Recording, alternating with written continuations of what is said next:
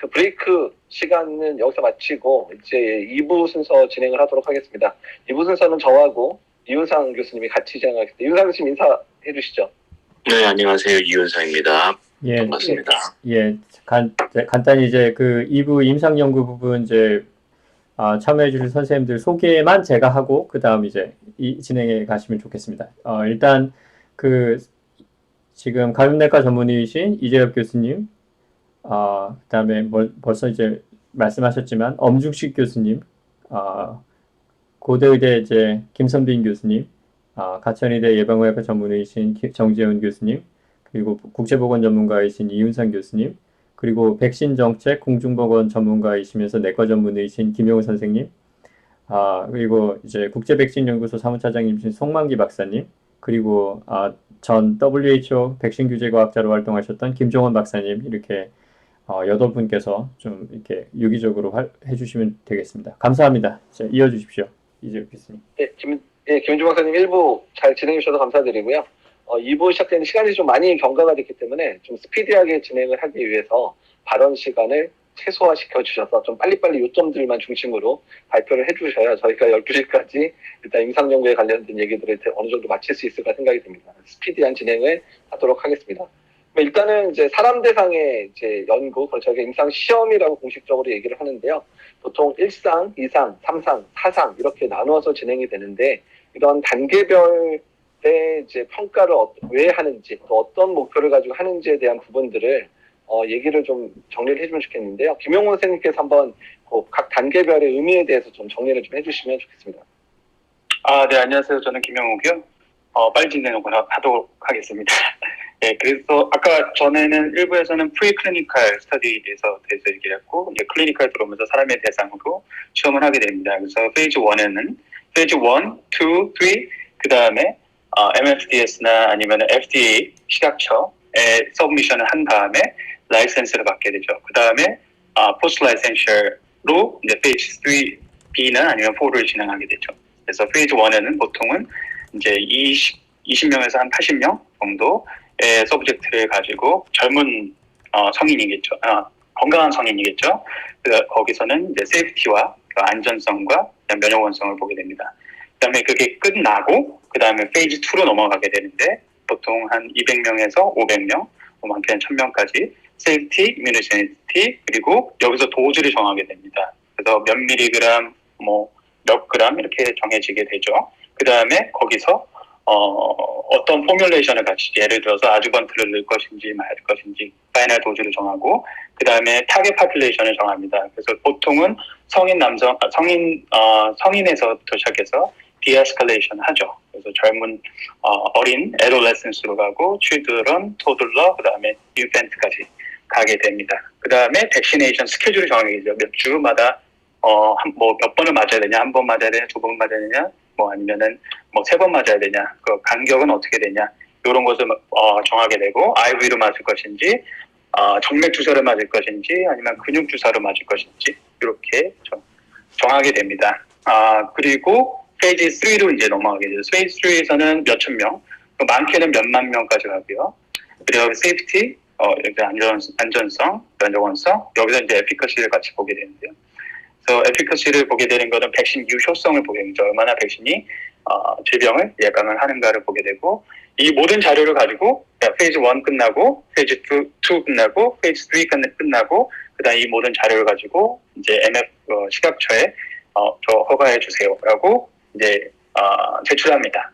제출하면은 그 후에 한 1년 정도, 12개월에서 한 15개월 정도 걸리게 되죠. 처음으로 통과되는 그런 종류의 백신이라면, 그 다음부터 허가를 하게 되면은, 이제 시판을 하게 됩니다. 시판 후에는 이제 페이즈 4를 시작해서, 정재훈 선생님 말씀하신 것처럼 이것들이 얼마나 많은 인구한테 투여됐을 경우에는 어떻게 유용한지 아니면 어떠한 안전성의 문제가 있는지 연구를 하게 됩니다. 그래서 짤막하게 저는 이제 어떻게 이 백신이 빠르게 통과가 됐는지, 빠르게 이제 많은 사람들한테 보급이 됐는지 조금 생각해 보면은 사실 프리클리니컬 단계에서도 굉장히 중요했어요. 근데 약간 저는 회사에서 일하는 사람이기 때문에 회사의 입장에서밖에 좀 생각을 조금 더 할 수 있거든요. 그래서 이제 아까 교수님께서 말씀하셨던 것처럼 우리가 클래시컬 백시놀로지는 한 뭐 5년에서 10년 정도 걸립니다. 이게 사람과 이제 그 병원균과의 그런 관계를 잘 연구를 해야 되기 때문에. 하지만은 리버스 백시놀로지라고 해서 DNA 시퀀스, 바이러스의 DNA 시퀀스를 알아내고 거기서 어떤 항원이 이뮤노제니시티, 면역성을 잘 이끌어낼 것인가를 파악하게 됩니다. 그걸 이제 보면은 뭐 세피 같은 곳에서는 6주, 뭐 길게는 8주, 그래서 5년에서 10년 가는 거를 뭐 되게 몇 달 만에 또 줄였죠.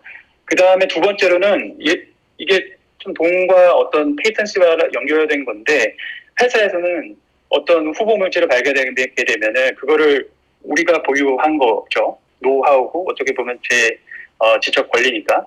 그래서 그걸 가지고 이제 공개해서 보통 안 합니다. 협력도 안 하고요. 하지만은 요번에는 다르죠. 요번에는 세피나 WHO 통해서 뭐 처음으로 뭐 중국에서 공개할 것처럼 코비드 바이러스에 대한 DNA 시퀀스가 그냥 바로 공개됐고, 그 다음에 항원이나 플랫폼 기밀을 유지 않고 다 공개를 했고요. WCP 등에서 항원과 플랫폼을 적극적으로 공개를 했고요. 그 다음에 아주번트 같은 경우 면역 증강제 같은 것도 같이 공유를 하게 됐죠. 세 번째는 돈입니다. 역시 돈이 좀 중요한 것 같은데요. 우리가 페이즈 1, 2까지 가는데 보통 프리클리니까지 포함해서 한 1,000억 정도, 1,000억에서 2,000억 정도 더 많게는 또 많이 들게 되는데요. 이제 돈이나 재정, 기술 지원이 많은 곳에서 이루어졌죠. 그렇기 때문에 이 실패에 대한 리스크를 좀 감소해서 더 많은 회사들이 더 빠르게 진행할 수 있습니다. 그러면 이제 클리니컬 단계에 넘어와서 어떻게 빨리 줄였느냐? 아까 처음에 이제 발표하셨던 것처럼 우리 김준 박사님이 발표하신 것처럼 이 페이즈 1, 2, 3가 이제 딱 분리되고 이제 보고를 하고 그다음에 식약처에서 1년 동안 리뷰를 했는데 이게 다 오버랩이 됐어요. 1상 하면서 2상을 하고 2상을 하면서 3상을 하고 근데 1, 2, 3상을 하면서 규제기관에서 이미 인볼브를 한 거죠. 그래서 다 리뷰를 하고 그래서 3상이 딱 끝났으면 발표하면서 라이센스를 가질 수 있도록 그러니까 라이센셔라기보다는 이머전시로 이제 허가를 해주는 거죠. 그렇게 할 수 있게 됐습니다. 그래서 페이지가 오버랩됐다. 그 다음에 규제기관이 처음부터 페이지가 끝날 때까지 같이 검토를 하고 또 빠른 검토가 일어날 수 있도록 되게 적극적으로 도왔다. 그리고 이제 세 번째로는 임상을 시행하는 연구가 우리가 그냥 페이지 1, 2, 3 아까 말씀드렸죠. 세프티 이뮤니시티를 본다고 했는데 그 안에는 굉장히 여러 가지가 있어요. 왜냐면은 임상을 시행하려면 연구기관을 우리가 셀렉션을 해야 되죠. 네, 좀 짧게 정리해 주세요, 김영호 선생님. 빨리 하겠습니다. 연구기관, 시험기관 선정, 약품 수입, 임상시험 교육 이런 것도 굉장히 빨리 진행됐고요. 그 다음에 타겟 그룹이 굉장히 빨리 선정이 됐습니다. 우리가 아까 말씀드렸듯이 디에스컬레이션에서 성인에서 소아까지 간다고 그러는데 성인에서 해버렸고요. 그 다음에 동시접종도 보통은 많이 하는 이제 검사를 하게 되는데 동시접종도 생략하게 돼서 오버랩되고 빠른 검토, 여러 가지 생략, 그 다음에 규제기관에서 빨리 서포트했다. 이렇게 해서 프리클리니컬과 클리니컬 빨리 이루어졌다고 보고 있습니다. 이상입니다. 예, 정리 잘해주셔서 감사드리고요. 여기서 김종원 박사님께 이제 한 가지 좀 질문을 드리겠는데요. 지금 김용호 선생님 얘기하신 대로 이제 임상이 많이 축약이 돼서 진행이 됐습니다. 그래서 1상과 2A 이상이 같이 진행되거나 뭐 2AB가 3랑 같이 진행되거나 이런 상황들이 진행이 됐는데 이런 규제기관 입장에서 이런 그 축약된 임상 속에서 어떻게 안전성, 어떻게 효과성을 이제 검증했는지, 그걸 어떻게 신속하게 진행했는지에 대한 이야기들을 김정원 박사님 좀 해주시면 좋을 것 같습니다.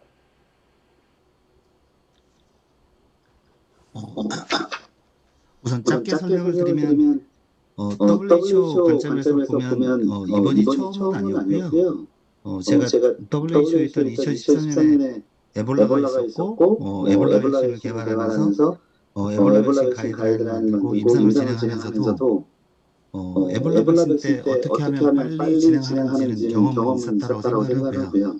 이제 그런 경험을 바탕으로 WHO와 ICMR의 등 국제 규제기관을 통해서 시간을 줄이는 것들이 이번에 이제 나타났던 것처럼 규제기관에서 요구하는 예측 가능성을 높였다라는 측면이고요. 안전성과 유효성 측면에서 보는 것들은 보통 다른 일반 임상에서도 봤던 거하고 동일한데 관찰하는 안전성 유효성 평가 항목을 명확하게 제시를 해서 단기간에 볼 수 있는 부분의 안전성 유효성 지표를 확인하면 바로바로 2상, 3상으로 진행할 수 있게 했다라는 부분이 빨리 진행할 수 있었던 배경이라고 생각을 합니다. 이상입니다. 감사드리고요. 여기서 사실은 이제 1상에서 이제 2A 넘어가고 2A에서 3상 넘어가고 또 3상에서도 중요 과정 중에서 계속해서 면역원성에 대한 평가들, 특히 중화항체가라든지 결합항체가에 대한 검사들이 적게는 몇십 명에서 많게는 수만 명까지는 아니죠. 몇백 명까지 진행되는 상황이어서 이제 그런 부분들을 이제 그 검사 자체 때문에 상당한 시간들도 흐를 수 있는데 그 부분도 많이 단축이 됐거든요. 그 부분 단축에 관련돼 있어서 이제 IVI도 이제 국내 또는 국외에서 많은 부분 기여를 하신 거라 알고 있는데요. 송만기 박사님 그런 면역성 검사들에 대한 진행들 어떻게 진행됐고 어떻게 이제 시간을 단축할 수 있었는지에 대한 부분 언급을 좀 부탁드립니다. 네, 지금 이런 지금 보고 있는 면역원성은 그 엘라이저와 그리고 이제 중화항체를 보고 있는데요.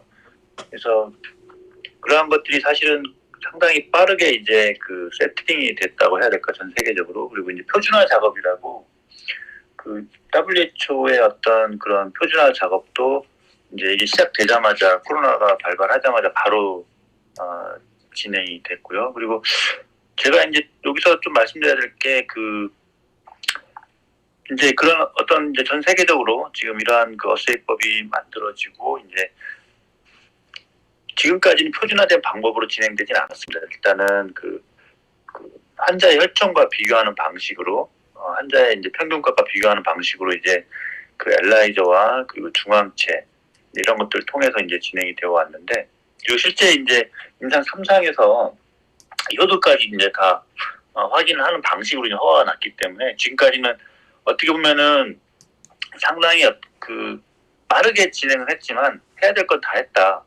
이런 식으로 좀 얘기를 할 수 있습니다. 왜냐하면 또 1상과 2상도 지금도 계속 진행이 되고 있습니다. 이제 보통 이제 통상 1상 1년이 걸리기 때문에 지금도 이제 진행이 되고 있지만, 하지만 어쨌든 그 빠르게 이제 어세이법을 세팅하고 엘라이저라는 그 항체 반응과 중화항체 등 이 두 가지, 그리고 이제 인터페론 가마도 보긴 했지만 어쨌든 이러한 것들을 좀 빠르게 관찰하는 방식을 통해서 이제 그 단기간만 관찰하는 방식을 통해서 저희가 이거를 이제 그 다음 단계로 넘어가는데 바로바로 이제 진행을 했고요. 그리고 이제 지금 그 얘기를 해야 될지 모르겠는데 그 ICP 얘기를 해야 될까요? ICP 얘기는 좀 이따가 이제 추후에 말씀드릴게요. 네, 그 후가의 부자들이 어떻게 캐치업해야 되는지. 네네네. 그래서 지금은 일단은 그 빠르게 이제 진행을 해왔지만 단기간에 그 항원성 및 면역 반응 등은 빠르게 어세이 등을 시스템을 만들어서 다 검증을 하고 진행을 해왔다, 이렇게 좀 설명을 드리겠습니다. 네. 여기서 이제 많은 이제 그 분들이 이제 궁금해하실 부분들이 백신의 효과가 이제 발표가 되면 뭐 예방 효과가 95%다, 뭐 90%다 이렇게 발표도 되고 중증 예방 효과는 몇 프로다 이렇게 발표가 되기도 하고요. 또 이제 많은 부분들이 효능, 효과, 영어로는 에피커시, 또 이펙티브니스 이런 단어들이 나오다 보니까 이제 일반인 분들이 이해할 때 상당히 좀 복잡하기도 하고 저게 무슨 얘기인지 헷갈려하시는 분들이 많아서 이 부분은 어떻게 정재훈 교수님 한번 이 부분을 좀 정리를 한번 해주시면 일반인분들이 임상연구의 결과, 임상시험의 결과를 이해하는 도움이 많이 될 것 같습니다. 네, 결국은 좀 간단하게 설명드리겠습니다. 우리가 효능과 효과가 있는데요. 효능은 말 그대로 제조사에서 임상 3상 시험을 바탕으로 해서 발표하는 결과이고요. 그러니까 제조사가 제시하는 스펙에 가깝다라고 보시면 될 것 같습니다. 그리고 효과는 그 효능을 바탕으로 실제 리얼월드에 적용이 되었을 때, 우리가 접종했을 때 어떤 영향을 가지고 오냐, 그거를 효과라고 보시면 될 것 같고요.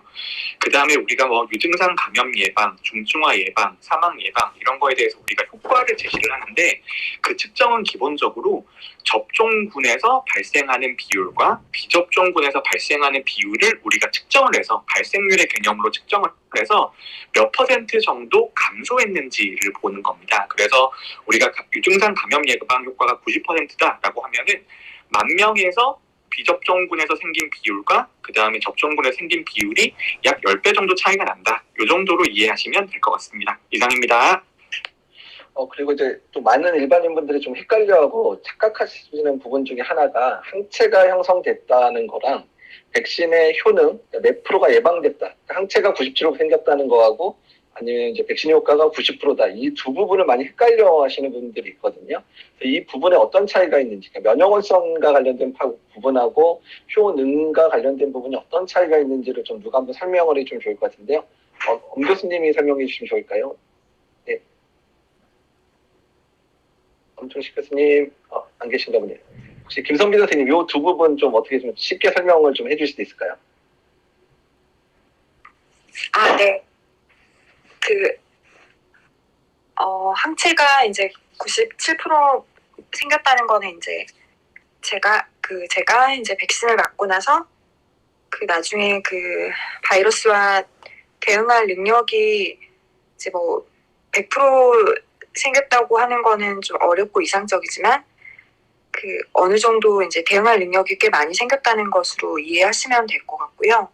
그리고 근데 이제 90%가 넘는다는 것은 굉장히 높은 걸로 생각을 할 수가 있을 것 같고, 현재 그렇게 생각을 할 수가 있을 것 같고, 아까 말씀하신 것처럼 백신의 효능이 뭐 87%다 이렇게 하는 것은 아까 정지훈 선생님께서 말씀하신 것처럼 백신을 맞고 나서 이제 유증상과 무증상 감염이 발생하는 것을 막을 수 있는 백신의 효과가 87% 정도 된다라고 생각을 하시면 될 것 같고, 현재 이제 WHO에서는 백신의 효능 자체가 한 50에서 60%만 돼도 굉장히 좀 의미가 있는 백신으로 좀 평가를 하고 있다라고 생각을 하시면 될 것 같습니다. 혹시 이 부분 관련해서 지금 일반인 분들이 많이들 이제 뉴스들을 보면서 팔로우 하시는 게 항체 생성률이라든가 효능, 효과성의 수치를 비교해서 본인이 어떤 백신을 더 맞고 싶다 이런 이제 생각들을 많이 하시게 되는데 이 부분에 대해서 혹시 좀 추가로 좀 일반인 분들에게 조금 조언해 주실 말씀을 해주실 수 있는 거를 좀 첨언해 주실 수가 있으실까요? 송마기 박사님이 아마 얘기해 주시는 게 좋을 것 같은데, 그 앞에 잠깐 김선빈 교수님 말씀하신 거를 약간 좀 제가 첨언을 해도 될까요? 네. 일단은 지금 얘기하는 과정 중에 면역 원성, 그리고 항체가 생성되는 능력에 대한 얘기를 해주셨는데, 이거는 개인을 놓고 비교하는 그런 것들이 아닙니다. 이거는 개인을 놓고 비교하는 게 아니라 파퓰레이션을 놓고 비교를 하게 됩니다. 그래서 지금 가장 쉽게 흔히 사용하는 방법은 백신을 접종한 군과 접종하지 않은 군을 나누죠. 그 다음에 백신을 접종한 군 안에서 몇 명이나 되는 사람들이 백신을 맞고 항체를 몇 주 뒤에 어느 정도 시간 후에 생성했는지 그거를 보게 됩니다. 그리고 아까 좀 이따 이제 ICP 얘기를 하실 텐데, 송만기 박사님이 이 백신을 맞은 분들도 이 항체가 생성되는 능력이 굉장히 많이 달라요. 그리고 그 항체에도 두 가지 종류가 있습니다. 하나는 바이러스 자체에 감염될 수 있는 능력 자체를 무력화시키는 중화항체가 있고, 그 중화항체가 아닌 다른 일반 항체가 있습니다. 그래서 중화항체가 굉장히 중요하고, 중화항체를 형성하는 능력이 얼마나 되는지를 이렇게 보게 되고, 그거의 레벨을 측정하게 됩니다. 그래서 그거를 다시 파퓰레이션 단위로 나누어서 몇 살 때는 얼마만큼, 남자는 얼마만큼 이런 식으로 좀 자세하게 비교해서 분석하는 그런 과정을 거치게 됩니다. 그리고 이제 플라시보 그룹 또는 백신을 맞지 않은 그룹과 비교를 해가지고 이 백신을 맞지 않은 그룹 대비 백신을 맞은 그룹이 동일한 환경 하에서 얼마만큼 감염이 되지 않는지를 판단해가지고 양쪽 사이에 방어력을 측정하게 됩니다. 이 정도입니다. 예. 계속해 주십시오. 네, 그다음 이제 진행할 부분들은 이제 삼상 연구가 이제 작년에 이제 대부분의 백신에 따라 진행을 했잖아요. 그러니까 이제 앞으로 이제 ICP 얘기를 넘어가기 위해서의 전 단계인데, 그러니까 삼상 연구를 보통 이런 새로운 백신이 만들었을 때 어떻게 진행이 되고 어떻게 환자가 등록이 되고 어떻게 이중맹검이나 이런 것들이 진행되는지에 대한 부분들을 정리를 해주시면 그 이후에 왜 ICP가 중요한지 넘어갈 수 있을 것 같습니다. 김영호 선생님께서 삼상의 등록하는 방법, 그리고 그거에서 어떻게 에피커시, 효능을 평가하는지에 대한 부분을 살짝 좀 정리를 해주시고 나서 ICP 얘기로 넘어가겠습니다. 네, 제가 짧게 설명하면요. 이제 삼상은 보통 몇천 명에서 몇만 명으로 하게 되고, 또 immunogenicity, 아까 말씀하셨던 면역원성, 그 다음에 efficacy를 보게 됩니다. efficacy는 방금 김중선님께서 잘 설명해 주실 것 같은데, 이제 환자를 백신을 놓고 그 다음에 다른 백신을 놓던가, 기존에 사용하는 다른 백신을 놓던가, 아니면 플라시보, 그냥 셀라인이나 아니면 뭐 아무거나 물이 아니죠, 식염수 같은 거를 이제 주입을 하게 됩니다. 그래서 두 군간에서 팔로우업을 했을 때, 몇 주간 봤을 때 병에 그 백신을 맞았던 사람은 얼마나 걸리고, 그 다음에 백신을 맞지 않은 다른 셀라인이나 아니면 다른 백신을 맞은, 전혀 상관없는 백신을 맞은 사람들은 또 얼만큼 걸리냐를 이제 비교를 해서 우리가 보호력이 얼마나, 백신 유효성, 백신의 효능은 얼마나 되나, 그렇게 판단합니다. 이상입니다.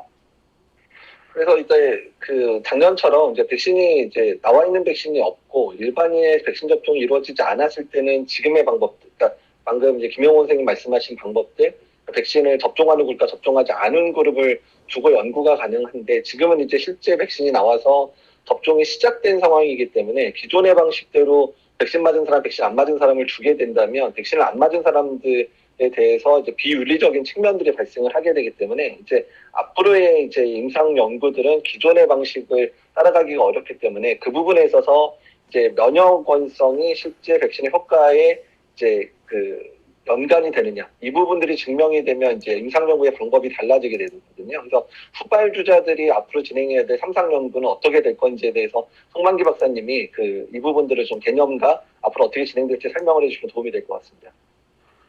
네, 일단 그 말씀하신 대로 지금 3만 명을 통해서 두 개로 나눠서 하는 임상은 이제 점점 더 힘들어지고요. 그리고 이제 그래서 이제 그런 경우에는 보통 이제 통상 두 가지 방식으로 백신의 3상을 진행을 합니다. 첫 번째로 가장 많이 하는 것은 그 non-inferiority study라고, 기존에 나와 있는 백신과 비교해서 이런 여러 가지 면역 반응이 떨어지지 않는다.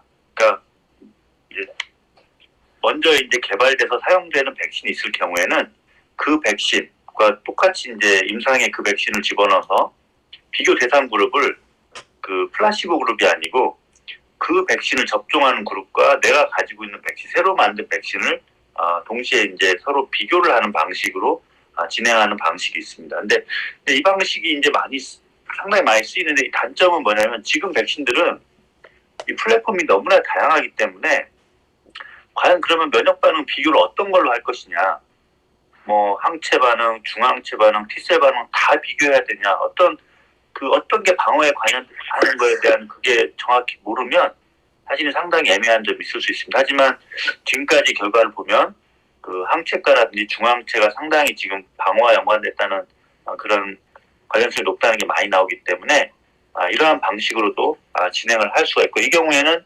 숫자가 한 3,000에서 5,000명 사이, 이 정도만 하면은 승인을 받을 수가 있습니다. 그리고 이제 두 번째로 더 쉬운 방식이 있는데요. 면역 대리 지표라는 게 있습니다. 그 이뮨 코릴레이터 프로텍션을 이용하는 것인데요. 지금 여러분이 아는 백신들 중에 독감 백신이라든지 뭐 비형 간염 백신이라든지 이런 것들은 그 임상을 할 때 백신을 주고 나서 어느 정도의 면역 반응, 항체 반응이라든지 이런 것들, 펑셔널 항체라든지 이런 것들이 어느 수준 이상으로 나오면 승인을 해줍니다. 그런 경우에는 항체 반응이 얼마가 나왔을 때 이게 방어를 한다 못한다 이런 기준이 정해지는 것들이 있습니다. 그래서 그런 경우에는 그 기준치를 가지고 이제 승인을 해주게 되는데요. 지금 이제 그 코백스에서 사실은 지금 이 ICP 값을 구하기 위해서 정말 노력을 많이 했습니다. 그래서 지금 후발로 개발 중인 백신들이 임상 3상이고 힘든 상황에서 백신의 그 개발을 촉진하기 위해서 지금 ICP의 값을 구하기 위해서 정말 많이 노력을 해야 하는데, 이 ICP 값을 구하기 위해서는 국제 표준 물질이 필요합니다.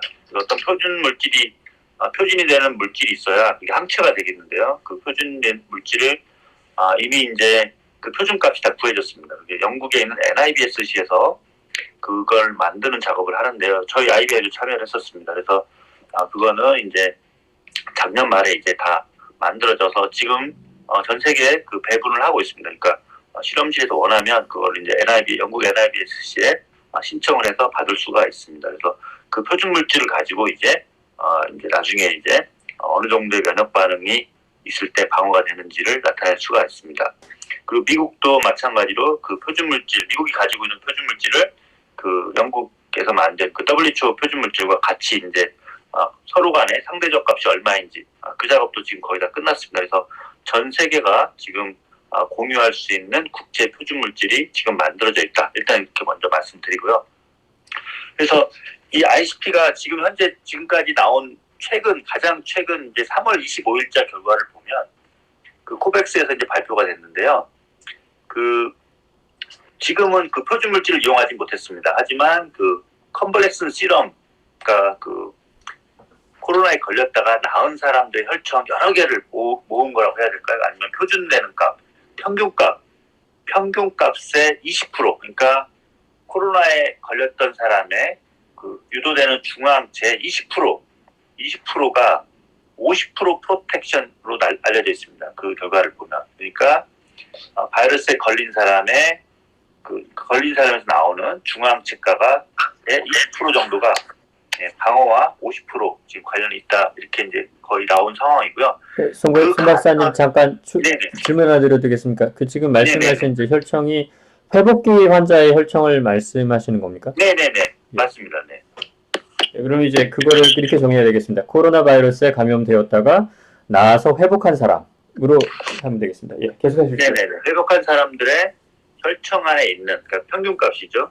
그거의 20% 정도만 있으면, 백신에서 유도가 되면, 그거는 50% 정도의 프로텍션을 할 수 있다. 이렇게 이제 하는 결과가 좀 얻어졌습니다. 근데 여기서 문제는 그게 국제 표준 물질이 아니고, 회복기 환자의 혈청이라는 것이죠. 그게 아직 표준화된 게 아니기 때문에, 국제 표준 혈청과 이거를 이제 맞춰서, 숫자를 나타내야 되는 그런 이제 단계가 남아있긴 하지만 어쨌든, 그 정도의 어떤 관련성이 P값이 0.0001 정도, 정말 뭐 1% 이하, 0.1% 정도로 아주 통계적으로 아주 의미 있게 값이 나왔습니다. 그래서 지금 이제 그 정도 나왔다는 얘기는 실제로 이제 정말 아주 정확한 값의 ICP가 거의 조만간에 정해질 수 있다는 것인데요. 그리고 거기서 끝난 게 아니고 인도에서 지금 현재 개발 중인 그 사백신, 필드 백신 중에 하나를 가지고 저 백신의 어떤 지금 나온 면역 반응 분석을 통해서 약 80% 정도, 79.4% 정도의 효능이 있겠다. 이렇게 예측을 했습니다. 그 면역 반응만 가지고 79.4% 정도 효능이 있겠다고 예측을 했는데 실제 3상 결과에서 80.6%가 나왔습니다. 무슨 말이냐면 그 정도로 이 ICP 값으로 정확하게 예측이 가능한 것까지 왔다. 그래서 좀 빠르게 아주 낙관적이신 분들은 국제 표준 혈청을 나타낼 수 있는 게 그 4월 말이나 5월 초에도 이런 ICP 값이 나올 수 있다. 이렇게들 기대를 하고 있는데요. 근데 또 이게 좀 상황에 따라서 상당히 달라집니다. 이게 백신 플랫폼에 따라서 이 값이 적용이 또 달라질 수 있는 게 모든 백신이 또 이 항체로만 방어되는 게 아니고 T셀로도 방어되는 것들이 있어서 이게 어떻게 보면 섞어져 있는 효과가 나올 수도 있습니다. 두 개 어떤 시너지나 이런 것들. 그래서 그런 것들은 좀 복잡해질 수도 있지만 어쨌든 그 중앙체를 이용한 그런 그 ICP는 이제 조만간에 나올 수 있을 가능성이 상당히 높아졌다.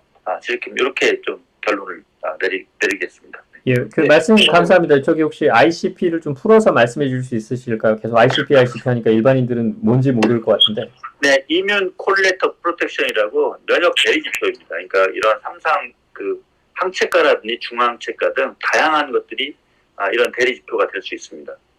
예, 감사합니다. 지금 시간이 벌써 12시가 넘어가지고요. 저희가 좀 빨리 정리하고 또 질문도 좀 받아야 될 것 같아서 다만 여기서 지금 사실 쓸만한 백신이 많이 나왔음에도 불구하고 이런 ICP까지 이용해서 백신 후발주자들을 계속 키우는 이유들이 좀 궁금해하실 것 같아요. 그래서 국제보건 측면에서 이런 후발 백신이 계속 필요한 이유들을 이윤상 박사님이 좀 설명을 해주시면 좋을 것 같습니다. 네.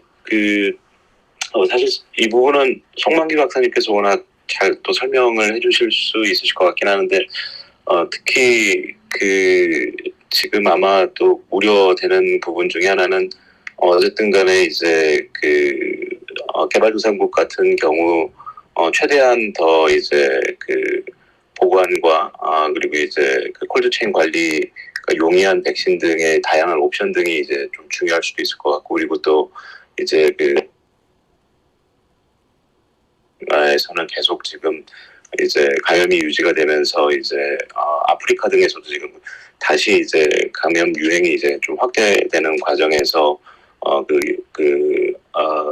변종이 계속 지속적으로 발생을 이제 하고 있는 상황이기 때문에 조금 더 이제 그런 변종에도 이제 광범위하게 대응을 할 수 있는 이제 백신의 개발 등의 관점에서도 이제 좀 이런 백신 개발의 지속적인 노력이 중요한 것 같습니다. 그러면 이제 저희 논의의 마지막 부분인데요. 이제 백신이 출시가 되면 이제 사상 연구를 통해서 백신의 안전성에 대한 프로파일들을 계속해서 수집을 하게 되는데, 이런 사상 외에도 여러 가지 방법으로 지금 뭐 빅데이터나 AI를 이용한 이런 방법들도 많이 동원해서 이런 이상 반응들을 수집을 하고 있거든요. 그래서 이제 출시 후 이제 이런 안전성에 대한 부분들은 정재훈 교수님이 한번 정리를 한번 해주시면 도움이 될 것 같습니다. 정재훈 교수님.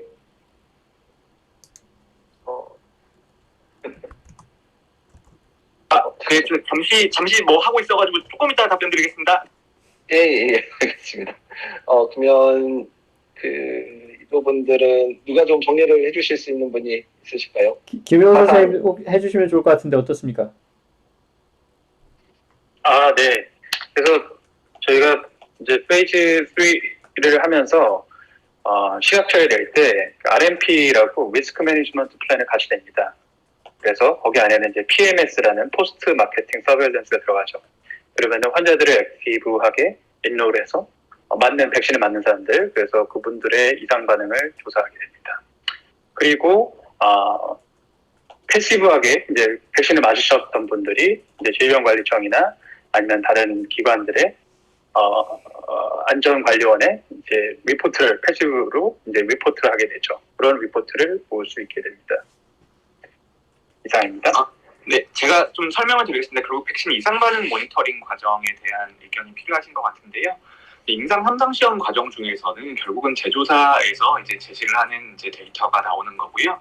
리얼월드에서 이상 반응 감시하는 방법은 두 가지 정도가 있습니다. 하나가 액티브 서베일런스랑 하나가 패시브 서베일런스인데요. 그러니까 우리나라 말로 하면 능동 감시와 수동 감시인 건데, 능동 감시는 결국은 감시의 주체의 문제입니다. 그 감시의 주체가 적극적으로 이상 반응 사례를 찾아 나서면 능동 감시가 되는 거고, 가만히 있어도 보고가 되면 수동 감시가 되는 건데요. 근데 우리나라 백신 서베일런스 같은 경우에 능동 감시랑 수동 감시가 둘 다 수행되고 있다고 보시면 되고요. 접종하시고 나면 이제 백신 접종에서 이상 반응이 있으시면 신고 받으시잖아요. 신고 받는 거는 수동 감시가 되는 거고요. 그 다음에 이제 그 능동 감시의 역할을 가지고 있는 것들이 우리가 건강보험 청구 자료라든지 아니면 어떤 빅데이터를 통해서 혹시 이상 반응이 과거에 발생하는 수준보다 높게 발생하지 않는가, 이런 식으로 정부가 찾아 나서는 경우들도 있습니다. 그래서 우리나라의 이상 반응 감시는 생각보다 적극적으로 잘 이루어져 있다라고 보시면 되고요. 그리고 이제 저희가 그 문제는 이제 이상 반응이 생긴다고 하더라도 저희가 추가적으로 데이터 통계 분석을 하고 수집하는데 시간이 좀 걸리기 때문에 저희가 현재 자료는 잘 수집을 하고 있는데, 이 결과에 대해서는 이제 한 달 정도 딜레이를 가지고 분석을 해서 결과를 보고해 드리게 되고요. 그 다음에 신고 자료 같은 경우에는 질병관리청을 통해서 바로 즉시 공개가 되고 있습니다. 이상입니다. 예, 시간에 이제 문성일 박사님 마지막 제 질문 드리고 싶은 부분들은 미국이나 영국이 운영하고 있는 이상 반응 감시 체계에 대해서 좀 알려주시면 이제 앞으로 우리나라도 어떤 방식으로 가면 좋겠는지 저희 벤치마킹할 수 있을 것 같아서, 이제 미국하고 영국 사례들 지난번에 한번 이제 발표하신 내용을 한번 본 적이 있어서 한번 정리를 해주시면 좋을 것 같습니다. 네, 지금 영국 같은 경우에는 옐로우 카드라고 해서 그 모든 이상 반응을 전부 다 보고를 하게 돼 있어요. 물론 자발적으로 하는 것이지만 의료진에 의해서 모든 이상 반응을 보고를 하게 되고요. 그리고 지금 현재 아스트라제네카랑 파이자 백신 접종 이후에 보고되고 있는 그 이상 반응을 전부 다 공개를 하고 있습니다. 다만 이제 공개를 할 때 이 이상 반응들이 뭐 백신과 연관이 있다고 얘기하지 않고 그걸 이제 주의로 이제 딱 명시를 하고 있고요.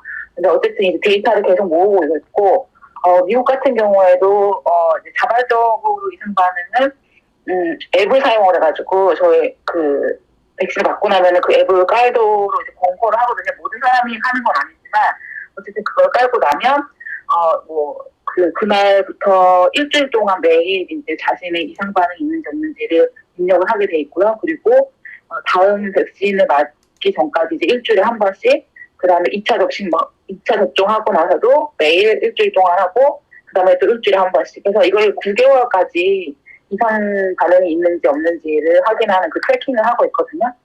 그리고 그거 외에 또 이제 영국의 옐로우 카드 같은 것처럼 미국도 그렇게 이상 반응을 직접적으로 보고할 수 있는 그런 기관이 또 따로 있어서 거기서 그거를 입력을 하게 돼 있고, 미국 같은 경우에는 영국과 달리 개인이 직접 보고도 할 수 있거든요. 그래서 실제 지금 데이터가 많이 모아지고 있는데 뭐 백신과 연관성이 있는 큰 부작용은 없는 것으로 알려져 있고요. 지금 현재 많은 분들이 아시듯이 뭐 고열이 나거나 아니면 그 맵시 같은 거, 뭐 가려움증이 있다거나 뭐 근육통, 뭐 두통 이런 정도의 마일드한 그 이상 반응이 보여지고 있습니다. 그래서 계속 이게 단기적으로만 하는 게 아니고 장기적으로 이거를 계속 팔로우업을 하면 나중에 이 백신 이 대규모 캠페인에 있어서 되게 중요한 그런 데이터가 될 것으로 보입니다. 이상입니다. 예, 감사합니다. 그래서 지금까지 이제 그 임상 시험의 단계, 또 단계별 특성들, 또한 안전성을 어떻게 평가하고 있는지, 또한 이제 효능, 효과 관련된 얘기들을 지금까지 말씀을 드렸고요. 이제 같이 리스너들 분들 중에서 질문이 있는 분들의 질문을 좀 받도록 하겠습니다. 사실 오늘 논의된 주제 외에도 다양한 주제들 궁금하시고 뭐 어떤 질문이 상관없으니까 했으면 좋겠고요. 저희가 시간이 좀 많이 지나서 지금부터 15분 정도만 진행하고 질문 세션을 마치도록 하겠습니다. 그래서 질문 하실 분들은 손을 들어주시면 좋겠습니다.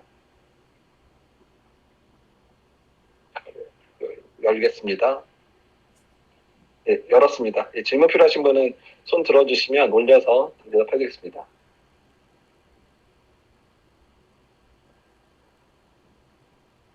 그래서 질문자들 올라오기 전 좀 질문을 준비하시는 동안 내에 좀 몇 가지 한 분 정도만 좀 얘기를 해주면 좋겠는데요. 그러니까 임상시험을 지금 실제 한국에서도 진행을 하고 있거든요. 임상시험을 진행하고 있는 상황 속에서의 그런 이제 뭐 어려움이라든지 이런 부분도 잠깐 얘기해 주실 분 있을까요? 김선빈 선생님 혹시 임상 연구 진행 같이 하고 계신가요? 저희는 백신은 아니고 치료제 관련해서 임상 시험을 좀 진행을 하고 있는데요. 아직 등록된 숫자가 많지 않아서 어떤 어려움이나 이런 걸 말씀드리기는 조금 어려울 것 같습니다. 예. 현재 지금 이제 엄준식 교수님 말씀해 주시죠. 예. 이제 저희 병원은 이제 백신도 이제 임상 연구를 시작을 하고 그 다음에 치료제를 여러 가지 임상을 시행을 했는데요. 이게 약간 조금 현실적인 좀 어려움이 있습니다. 뭐냐 하면은 결국 백신 임상 연구를 진행해야 되는 임상 의료진과 실제로 이 코로나19 환자를 보는 의료진이 동일하거든요. 그러니까 환자 진료하고 그리고 백신 연구와 관련된 임상을 진행하는 걸 같이 하다 보니까 상당히 좀 버거운 그런 상황이죠. 그러니까 결국 연구를 진행하는 연구 시행기관에서도 인력의 문제가 있다라는 게 좀 어려운 부분이고요. 또 하나는 이게 이제 임상 연구와 관련돼서 좀 많이 그래도 좋아졌지만 아직까지도 이 임상 연구에 참여하는 분들의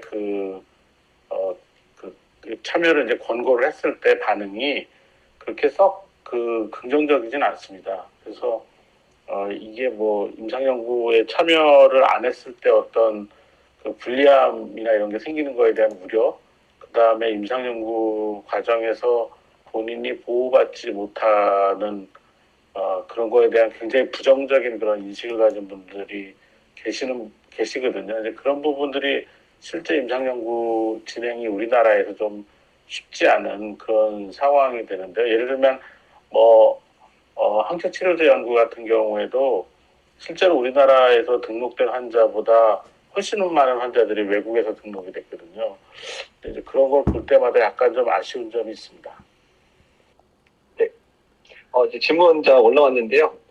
김민중 박사님 질문할 때 꼭 말씀해 주셔야 될 부분들 다시 한번 정리해 주시면 예, 질문하시면서 녹음에 동의한다, 녹음과 녹화에 동의한다는 말씀 해주시면 되겠고요.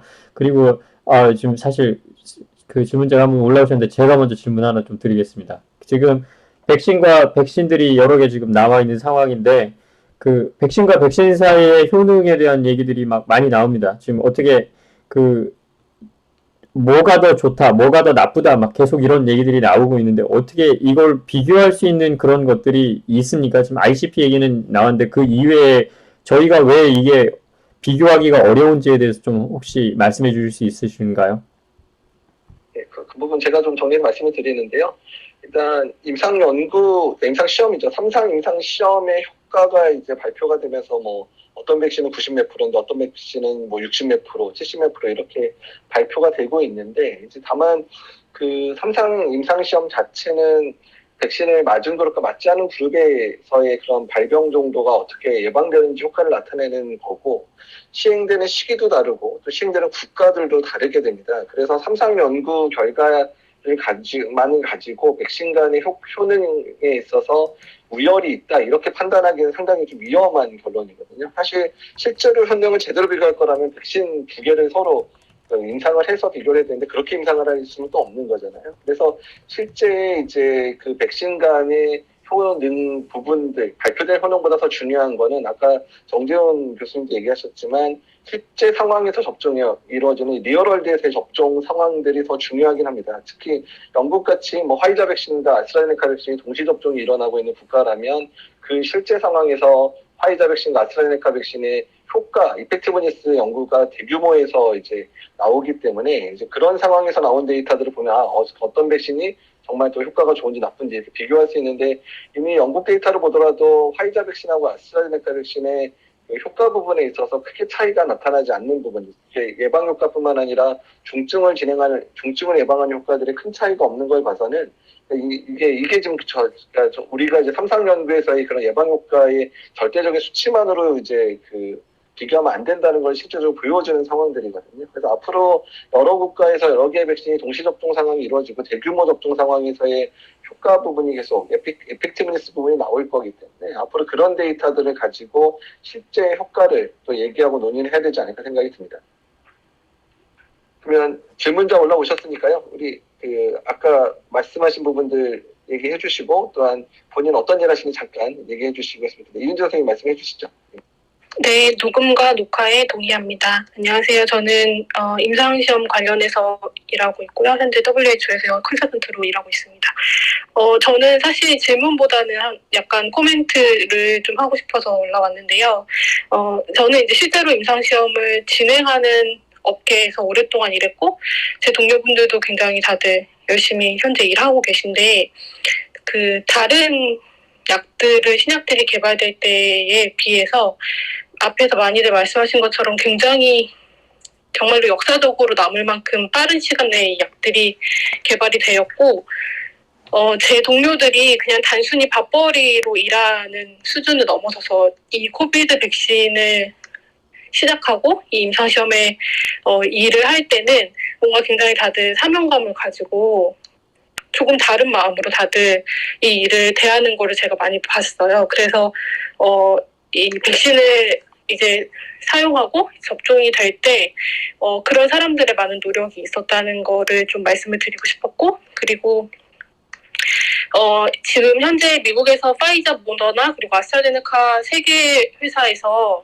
어덜선트들을 대상으로, 청소년들을 대상으로 하는 임상이 지금 진행이 되고 있는데 생각보다 등록이 잘 되고 있는 것 같더라고요. 근데 사실 이전에 다른 소아 대상으로 하는 백신들을 생각해 보면 환자 등록을 하고 이렇게 백신 개발을 하는데 굉장히 정말 오랜 시간이 걸리고 환자 등록하는데 굉장히 오랜 시간들이 걸리는데 이렇게 자발적으로 아이들이, 그리고 그 아이들의 부모님들이 동의해서 임상이 계속해서 진행되고 빠른 시간 내에 등록이 되는 걸 보면서 이 아이들이 얼마나 학교를 가고 싶어 하고 원래 일상으로 돌아가고 싶어 하는지를 받게 되고, 그러면서 사실 그 아이들한테 정말 너무 고맙다는 마음이 사실 저는 들었었거든요. 그래서 한국에서는 사실 그러니까 글로벌사에서 진행하는 백신 임상시험이 하나도 진행되지 않아서 이러한 상황들을 저희가 겪진 않았지만, 많은 나라에서 그리고 많은 사람들이 이 백신이 개발되기 위해서 자신들이 용기를 내고, 시간을 내고, 많은, 마음을 쏟아서 이 백신이 만들어지고 있다는 말씀을 꼭 드리고 싶어서 올라왔습니다. 감사합니다. 네, 지금 혹시 질문자가 추가로는 없어서 혹시 다른 분들에게 조금 말씀을 한번 그 의견을 여쭤보면은 혹시 이제 아스트라제네카 백신이라든가 노바백스 백신 등 이제 관련해서 IBI라든가 아니면 SK바이오도 지금 위탁 생산을 하고 있는데 국내에서 그 삼성 연구가 진행이 되는 부분이 있는지 아니면 국내 백신 중에 또 국내 삼성 연구의 현황에 관련해서 아니면은 이제 좀 말씀을 해주시는 분이 있으실까요? 지금 국내에서는 다 아시겠지만 임상 1, 2상이 진행 중에 있습니다. 4개, 5개 정도 진행이 되는 걸로 알고 있고, 그리고 준비 중인 것도 사실 아직도 꽤 있습니다. 그래서 국내에서 이제 일단은 1, 2상이 지금 준비 중이고요. 그리고 3상에 대해서는 지금 이제 준비들은 하고 있습니다. 그러니까 준비라는 게 뭐냐면 그 ICP로 갈지 아니면 제가 아까 얘기한 그 non-inferiority study로 갈지 그런 것들에 대한 어떤 모델링이라든지 시뮬레이션이라든지 어떤 상황에서 어떻게 할 것인지, 왜냐면 아직은 확실히 정해진 건 아니기 때문에 그런 상황에서의 어떤 임상 디자인 어떻게 할 것인지 지금 이런 것들에 대한 논의 및 지금 스타디나 이런 것들 상당히 진행은 되고 있습니다. 제가 어떤 특정 기업을 얘기할 수는 없고요. 그래서 이런 것들이 이제 조만간 만약에 이제 정해진다고 하면 좀 빠르게 진행할 수 있도록 지금 준비들은 하고 있습니다. 그렇게만 설명을 지금 드리도록 하겠습니다. 좀 추가적인 방금 추가적인 예. 말씀을 좀 드리면 이재욱 교수님 말씀하십시오. 예, 김종학 선생님 말씀 얘기해 주시면 됩니다. 아니, 추가적인 말씀을 좀 얘기 드리면 임상 3상이 지금 좀 한국에서 진행하기가 약간 좀 어려운 곤란한 부분이 사실은 이게 딜레마긴 한데 한국이 지금 발생이 다른 나라들에 비해서 굉장히 적습니다. 그러다 보니까 이 공격 접종 시험이 윤리적인 문제로 사람한테서 할 수 없기 때문에 그 방어능을 이 시험을 하면서 보기는 봐야 되거든요. 그러다 보니까 질병이 좀 만연하고 있는 국가들 중심으로 이 임상 시험이 많이 진행되고 있는 그런 측면이 있습니다. 예, 그래서 그 지금 방금 이제 그 소아 임상에 관한 소아 청소년 임상에 관한 언급이 인선이 있으셨는데 최근에 화이자의 소아 임상 중간 결과가 발표됐는데 혹시 정재훈 교수님 이 부분 정리해 주셔서 말씀해 주실 수 있을까요? 소아 임상 결과? 네, 결국은 우리가 소아에 대해서 임상시험 결과가 나왔는데요. 결국은 굉장히 효과적이고 안전하다 그런 결론이 나온 상태이고, 결국 이제 우리가 백신 접종에 있어서 효과는 소아에 대해서 굉장히 있을 것이다라는 건 모두가 동의하는 것이었던 것 같습니다. 근데 문제가 이제 안전성이 있냐라는 건데, 안전성에 대해서는 이제 뭐 단기적인 부작용이나 이런 것들의 모니터링은 잘 이루어지고 있을 것 같은데, 장기적 부작용에 대해서는 지속적으로 결국 모니터링을 해야 되는 것이고요. 현재 상황을 봐서는 점차 적응 연령이 이제 낮아질 것으로 보입니다. 이상입니다. 네. 그래서 화이자의 그 임상 결과가 나왔는데 소아에서 뭐 에피커시가 100%다 이렇게 나온 결과들이 나와 있어가지고요. 아마 소아 대상의 접종들도 조만간에 시작되지 않을까 이렇게 생각을 하고 있습니다. 질문이 더 올라오고 있지는 않은데요. 그러면 저희 정리를 하면 어떨까 생각이 듭니다. 그래서 오늘 참석해주셨던 분들 짤막하게 오늘 소감들 또 당부의 말씀들 있으면 짤막하게 얘기를 하고 정리하면 어떨까요? 김희중 박사님이 이제 앞으로 진행해 주시면 될 것 같은데요. 예, 감사합니다. 이제 많이 늦은 시간이고 많이 아침 이른 시간부터 이렇게 참석해 주셨는데요.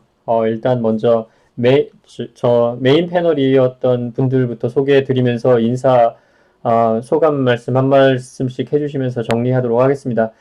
먼저 감염내과 전문의신 가천의대 엄중식 교수님 좀 인사 부탁드립니다. 네, 오늘도 굉장히 유익한 정보를 저도 많이 들었고요. 저는 이 휴대폰을 좀 바꿔야 될 것 같습니다. 이 접촉이 안 좋아서 빨리빨리 이게 안 되는 그런 걸 오늘 확인을 했습니다. 고생하셨습니다.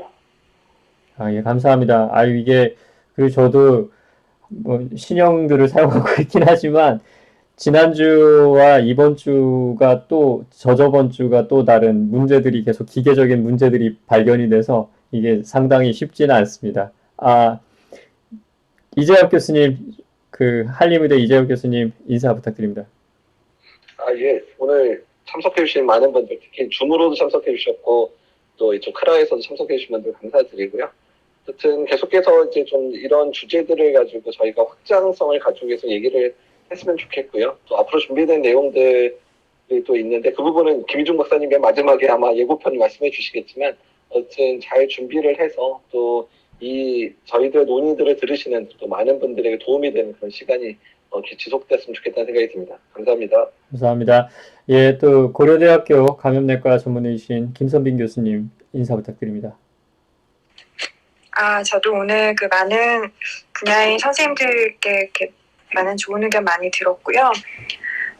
백신이 이제 유례없는 속도로 정말 빠른 속도로 개발이 됐지만 그 모든 임상 시험을 다 통과해서 그 과정을 다 철저하게 거치고 다만 이제 그런 중간에 과정들이 좀 불필요한 과정들이 생략이 됐을 뿐이지 이게 절대로 막 대충 이렇게 단계를 거쳐서 만들어지는 게 아니기 때문에 이런 과정에 대해서 조금 더 좀 신뢰를 가져주셨으면 좋겠다는 마음이 있습니다. 감사합니다. 예, 감사합니다. 뭐 불필요한 과정이라고 말씀을 하셨지만 불필요한 과정은 없었습니다. 제가 하나 말씀드릴 수 있는 거는 저희가 정말 저희 영혼을 갈아 넣어서 일을 해왔다는 것들. 좀 안타까운 얘기지만 사실 작년에 작년 중순 정도에 저는 친구를 잃었습니다. 친구가 죄송합니다. 목이 메어서 뉴올리언즈 쪽에서 영장류 연구를 하던 친구였는데요. 영장류로 코로나 바이러스 백신과 방어능 그리고 병원성 시험을 하고 있던 친구였는데 밤늦게 퇴근하다가 교통사고가 나서 사실 이게 잃는 좀 아픔이 있었습니다. 사실 아까 다른 이제 선생님 한 분 올라오셔서 말씀하셨지만 저희가 굉장히 큰 사명감을 가지고 모든 사람들이 직간접적으로 연결된 모든 사람들이 자기의 건강도 돌보지 않고 정말 많은 노력을 했다는 걸 좀 기억해 주셨으면 좋겠습니다. 예방의학과 전문의이신 가천의과대학의 정재훈 교수님 나와 계십니다. 인사 부탁드립니다. 네, 오늘 좋은 정보 너무 감사드리고요. 저도 많이 공부가 됐습니다. 하나 부탁드릴게요. 백신 이야기는 아니고요. 이제 한국에 계신 분들 이제 4차 유행이 좀 있으면 시작될 것 같다는 생각이 듭니다. 그래서 다 잘하고 계시겠지만 개인 위생과 방역 잘 준수 부탁드리고요. 또 이 위기도 잘 넘길 수 있게 많은 분들이 좀 도와주셔야 될 것 같습니다. 이상입니다. 예, 감사합니다. 이제 국제보건 전문가이신 이윤상 교수님 마무리 발언 부탁드립니다. 네. 오늘은 저는 이제 여러 가지 좀 일들이 있어서 많이 좀 듣고 있는 시간이 되긴 했었는데 공부가 많이 된 것 같습니다. 다만 여기 들으시는 분들도 오늘 논의를 통해서 얼마나 상당히 체계적인 상당히 이제 신뢰할 수 있는 과정을 통해서 백신이 개발됐는지 그리고 이제 안전성, 효과성과 관련된 내용에 있어서 어느 정도 이제 신뢰를 할 수 있는 상황인지를 좀 이해가 도움이 되셨으면 좋을 것 같고 다만 어쨌든 그 백신에 대해서 지금 권고되고 있는 백신들에 대해서는 어떤 백신을 이제 더 본인이 선호할 건지에 대한 결정을 고민을 하시는 것보다 권고되는 백신을 이제 신속하게 잘 맞으시는 게 되게 현재 상당히 안전하고 그리고 이제 효과에 대해서도 신뢰하실 수 있다라는 거를 오늘 잘 이해가 되실 수 있는 시간이 됐으면 좋을 것 같습니다. 감사합니다. 감사합니다. 이제 국제백신연구소 사무차장님이신 송만기 박사님 마무리 발언 부탁드립니다. 네, 지금 현재도 뭐 많은 백신이 개발돼서 사용 중이긴 하지만 지금 전 세계 그러니까 특히 이제 디벨로핑 컨트리라든지 좀 못 사는 나라 쪽에서는 지금 백신에 대한 어떤 그 수요는 많지만 공급이 엄청 부족한 상황입니다. 이제 그런 것들 해결하기 위해서 지금 이제 대량 생산이 가능한 이제 그런 백신들이 지금 이제 후발주자로 많이 개발 중인데요. 이제 그러한 것들을 최대한 빠르게 이제 개발하기 위한 방식으로 이런 그 ICP 같은 이제 그런 삼상을 좀 간소화하는 그런 방식들이 많이 이제 연구가 되고 있습니다. 그래서 이제 그러한 것들에 대한 어떤 노력들이 지금도 계속 진행이 되고 있기 때문에 어떤 백신에 대한 어떤 그런 불안감이라든지 어떤 그런 여러 가지 이제 또 안 좋은 또 가짜 소문도 많이 돌고 이제 그런 것들에 대해서 여러분이 조금 이제 좀 많이 믿고 좀 이해를 했으면 지금 어쨌든 이제 상당히 많은 국가에서 빠르게 접종한 나라에서 여러 가지 이제 그런 것들이 증명이 되고 있거든요. 그래서 전반적으로 좀 믿어주시면 좀 더 전 세계가 좀 더 빠르게 나아질 수 있지 않을까 좀 그렇게 기대를 좀 하고 있습니다. 네, 여기서 마치도록 하겠습니다. 예, 감사합니다. 이제 초청 패널로 나와주신 분들 소개드리도록 하겠습니다. WHO 전 백신 규제 과학자로 활동해 주셨던 김종원 박사님 인사 부탁드리겠습니다.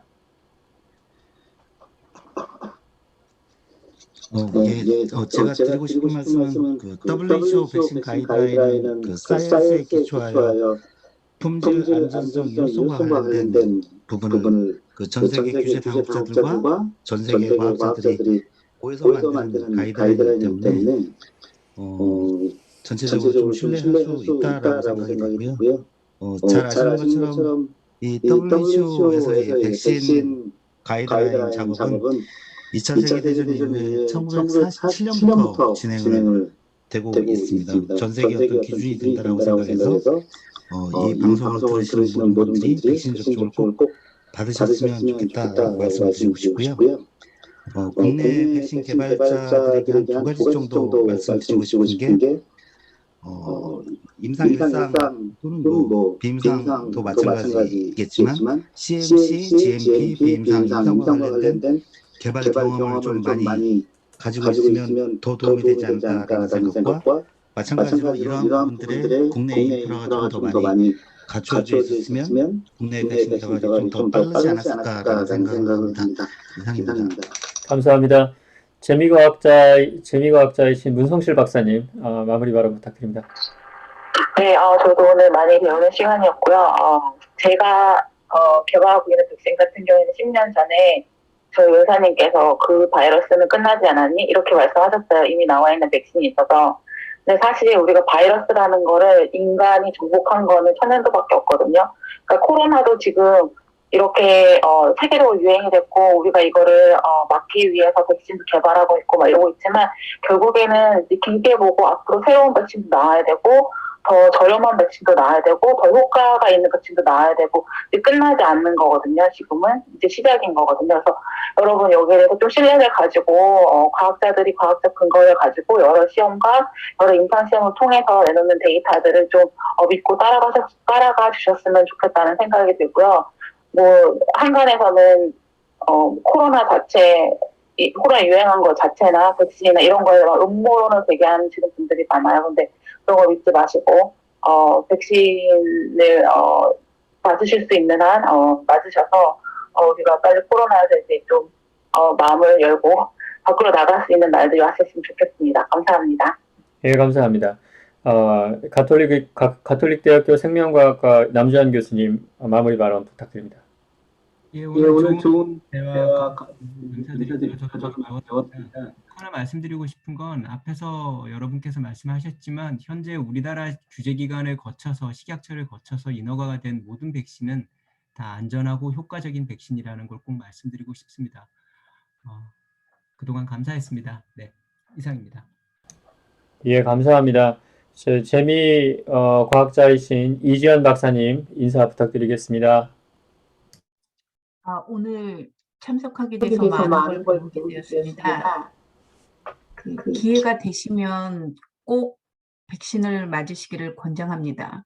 저희 가족들도 한국에 계신 부모님들도 이걸 맞아야 되냐 하고 연락이 와서 저는 이미 맞았거든요. 그래서 굉장히 효과적이니까 꼭 맞으시라고 말씀을 드렸는데 지금 현재 개발돼서 임상 끝나고 이머전시 유주로 사용되고 있는 백신들은 안전성이 어느 정도 검증이 된 상태이니까 꼭 맞으시고 일상생활로 돌아가는 날이 얼른 돌아왔으면 좋겠습니다. 감사합니다.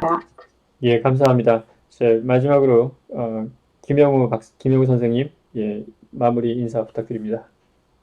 네, 안녕하세요. 앞에서 선생님들 너무 좋은 말씀 주셨고요. 현재 진행되고 있는 백신들도 빨리 임상시험이 잘 맞춰져서 백신 보급이 좀 원활하게 이루어졌으면 좋겠고요. 지금 사실 뭐 개발도상국이나 우리나라도 마찬가지지만 결핵 그리고 말라리아 다른 국가에서는 말라리아 시겔라로 많은 사람이 죽고 있거든요. 근데 현재 코로나 백신 임상으로 인해서 좀 우선순위에서 밀려난 백신들이 있어요. 다른 백신들도. 그런 백신들도 빠른 속도로 잘 연구가 이루어졌으면 좋겠습니다. 이상입니다. 예, 감사합니다. 일단 지금 뭐 벌써 12시 반이라는 늦은 시간이 되었는데요. 이 늦은 시간까지 계속 참석해 주신 많은 분들께 감사드립니다. 지금 보시다시피 굉장히 많은 전문가들이 관여를 해오고 있고 각자의 분야를 넘어서면 사실은 좀 많이 이해하기 어려운 부분들도 있기 때문에 서로 지금 얘기 들으셨겠지만 공부를 많이 했다, 많이 배웠다, 이 논의를 통해서 이런 얘기들이 오고 가는 거를 보셨죠. 청취자분들께서도 이런 부분들을 좀 생각해 주셨으면 좋겠습니다. 코로나 바이러스의 전문가라고 인터넷에 나와 있는 많은 분들이 자기가 알고 있는 부분이 굉장히 한정적이라는 것, 그거에 기대서 어떤 발언을 한다는 게 할 때는 좀 책임을 질 수 있다라는 그런 생각을 가지고 좀 발언들을 해주셨으면 좋겠다는 생각을 합니다. 너무 많은 가짜 정보들 또는 잘못 이해하고 오해함으로써 생기는 정보들로 인해서 불필요한 공포가 조성되고 그로 인해서 백신 접종률이 낮아지고 하는 그런 사태들을 직면해서 사실 이렇게 이 많은 분들이 오늘 거의 10분이 넘는 전문가분들이 참여하셔가지고 이렇게 진행을 해왔는데요. 여기 지금 계신 선생님들 대부분 상황이 허락된 상황에서, 그러니까 지금 뭐 나라마다 약간 그 백신을 접종받는 스케줄이 다르다 보니까 아직 접종을 기다리고 계신 분들도 계시지만 대부분 접종을 받으셨고, 저도 제 아내와 함께 월요일날 드디어 접종을 받게 됐습니다. 그래서 월요일날 1차 접종을 받게 됐고요. 저희 할머님도 나이가 이제 95세가 넘으셨는데 저희 할머니도 백신 접종을 받으시려고 등록을 하시고 기다리고 계십니다. 그러니까 너무 두려워하지 마시고요. 사실 특히 나이가 많으신 분들, 60대 이상 분들 같은 경우에는 젊으신 분들은 좀 나을 수 있겠지만 나이가 60대 넘은 분들은 지표적으로도 통계적으로도 사망률이 굉장히 높기 때문에 특히 70대 넘어가면은 20%에서 뭐 80대 넘어가면 50% 이상 중증으로 넘어가고 사망하시는 그런 안 좋은 상황들이 있기 때문에 이 백신을 너무 두려워하지만 마시고 맞는 걸로 인해서 얻는 효과가 걸릴 수 있는 걸려서 얻게 되는 그런 결과에 비해서 훨씬 유익하기 때문에 그런 부분들을 좀 잘 생각해 주셨으면 좋겠습니다. 이제 다음 시간은 여러 가지 지금 내용들이 논의되고 있는데요. 일단은 저희가 다음 주는 이제 이윤상 선생님이 주도하셔가지고 헬스 커뮤니케이션 주제로 일단 준비를 하고 있고요. 또 그 외에 저희가 이제 내부적으로 논의되고 있는 것들은 4차 유행에 대한 대비가 어떻게 되고 있는지 그런 거에 대해서 좀 얘기해 볼 수 있는 시간, 그리고 그것과 관련해서 진단법이라든가 다른 조치들이라든가 정부의 조치들이라든가 이런 것들이 어떻게 준비되어 있는지 그런 걸 좀 논의를 해보려고 좀 준비를 하고 있습니다. 근데 아직 지금 구체화된 것들은 이제 이윤상 교수님 주제가 되어 있어서 이윤상 교수님 잠깐 그거에 대해 소개해 주시고 오늘 마무리하도록 하죠. 네, 일단은 지금 여러 가지 좀 이슈들이 있긴 하는데 아마 오늘은 이제 그 백신 자체에 대한 신뢰성에 대해서 그리고 이제 그 임상 연구 과정에 대해서 그리고 또 효과성이나 안전성에 대한 이슈 관련해서 이제 기술적인 내용들을 좀 이제 전문적인 내용들을 이제 좀 풀어서 설명해 드릴 수 있는 시간이었다면 이를 이제 조금 더 일반인들과 커뮤니케이션하는 그 퍼블릭 헬스 커뮤니케이션, 헬스 커뮤니케이션의 관점에서 백신 커뮤니케이션의 관점에서 지금 무엇이 필요한지, 특히 이제 언론사의 역할과 또 이제 언론을 통한 이제 그 많은 논의들이 이제 전달이 되는 것, 가짜 뉴스라든가 이런 이슈들에 대해서 조금 폭넓게 이야기를 나눌 수 있는 시간을 가져보려고 하고 있습니다. 그래서 이를 위해서 이제 언론계에 계신 분, 그리고 헬스 커뮤니케이션 분야에 계신 분, 그리고 또 임상에 계신 분들이 함께 논의하는 것을 준비하려고 하고 있습니다. 예, 감사합니다. 밤늦은 시간까지, 그리고 아침 일찍부터 거의 지금 점심때 다 되어가는 미국에서 이렇게 와주신 많은 분들께 감사드립니다. 이상으로 마치겠습니다. 감사합니다. 예, 이 방은 10초 후에 폭파하겠습니다. 예, 감사합니다. 수고하셨습니다. 수고하셨습니다. 감사합니다. 감사합니다. 네, 감사합니다. 수고하셨습니다.